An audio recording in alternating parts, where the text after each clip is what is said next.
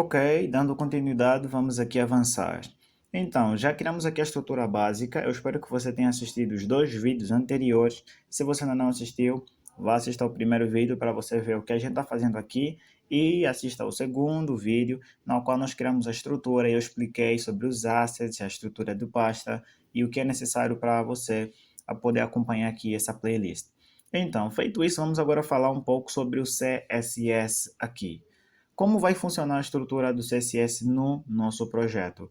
Primeiramente, nós vamos precisar daquelas extensões que eu falei na aula passada, no vídeo passado, que vai ser necessário instalar no Visual Studio Code. Eu vou entrar aqui na pasta CSS, onde eu estou aqui mesmo, vou criar um arquivo com o nome de main.scss. Essa extensão SCSS é a abreviação para SAS CSS, ou seja, é uma extensão para o SAS compreender que um arquivo dele pode ser preprocessado por ele. O que acontece com o preprocessamento do SAS? Naquela extensão do Live SAS Compiler, ele nos permite ter acesso a este botão aqui embaixo, onde está escrito Watch SAS. Ou seja, vai ficar ali escutando, ou seja, monitorando todas as alterações feitas neste arquivo main.scss. E geralmente como esse pré-processamento acontece?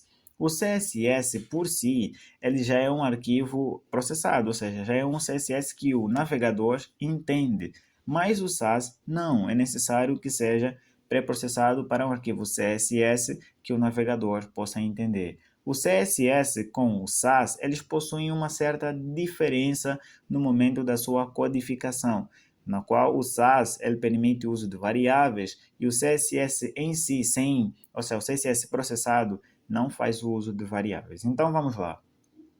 Ou seja, não faz uso de variáveis da maneira que faz o SAS. Aqui no SAS eu vou criar um outro arquivo com um underscore com o nome de base.scss. Por que o underscore?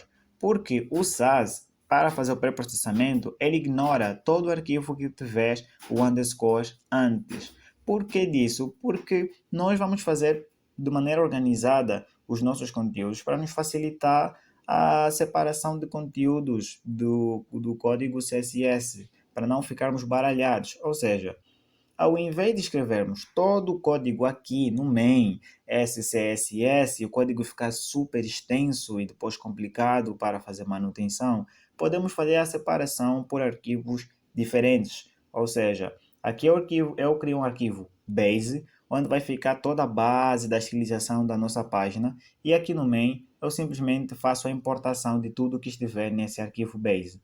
Como é que eu faço isso? Eu utilizo o arroba import underscore base. O que isso quer dizer? Quer dizer que este arquivo main ele vai ter todos os dados que contém no arquivo base.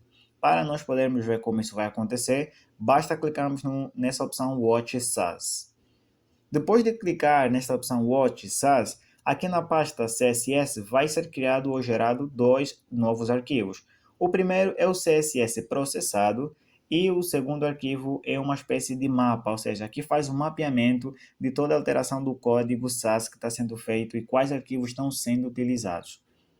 Perfeito. Com isso, aqui na base ou no base, eu vou codificando algumas coisas e eu vou mostrando como estão sendo dirigidas ou direcionadas para o main.css. Eu vou colocar aqui o asterisco, padding 0 pixel, margin também eu vou colocar como 0 pixel, vou colocar aqui o box sizing, border box, e eu vou colocar o font family como o CGU ou CGU UI Tahoma Geneva. Perfeito isso. Então, feito isso, eu estou colocando aqui alguns componentes no qual são as boas práticas, border boxing ou box sizing, para organizar tudo em formato de caixa. Esse é um conceito no qual se fala um pouquinho mais sobre a organização de flexbox, de grid. Então, talvez é um conteúdo que eu tenha que fazer em uma playlist ou vídeo separado. Se vocês quiserem saber mais sobre CSS, pessoal, falem para mim que eu vou criar uma playlist falando só sobre CSS. Lembrando que este não é o foco para essa playlist, eu vou falar um pouquinho mais, mas não tão aprofundado. Perfeito. Eu alterei aqui o código no arquivo base. Quando eu notar aqui no arquivo main.css, ou seja, abrir, eu vou notar que foi colocado código, e um código diferente do que eu escrevi. Por quê? Porque o SAS tem esta função de pré-processar o arquivo SAS para um arquivo CSS que o browser pode entender. Ele utilizou já as boas práticas, na qual ajuda com que outros navegadores ou navegadores diferentes entendam o nosso arquivo CSS. Feito isso, acredito que você já entendeu por que temos que utilizar o SAS. O SAS nos permite, primeiramente, trabalhar com arquivos separados para manter a organização dos nossos arquivos CSS no nosso projeto e também nos ajuda a reutilizar código. Eu vou mostrando já aqui um pouquinho mais. Lembrando também que essa playlist não tem como foco o aprendizado do SAS. Eu vou usar o SAS para este projeto. Caso você queira também saber sobre o SAS, me fale nos comentários que eu crio aí uma playlist só sobre o SAS e você fica todo fera aí no SAS. Então, eu vou fechar o arquivo main, vou no arquivo index.html e eu vou fazer a importação desse arquivo com o link css barra main.css. Com isso, eu já fiz a importação do arquivo CSS no nosso arquivo HTML, ou seja, aqui na nossa querida página. E como nós vamos saber se está funcionando de verdade? Aqui no Base, eu vou criar, ou seja, vou estilizar a tag body. Body, background color, vou colocar como blue. Feito isso, consegue notar que aqui embaixo está mudando os arquivos. Por quê? Porque cada alteração que eu faço nos arquivos SAS, ele está fazendo a monitorização, ou seja, está monitorando tudo. E lembrando que ele não está monitorando o arquivo base, ele está monitorando o arquivo main.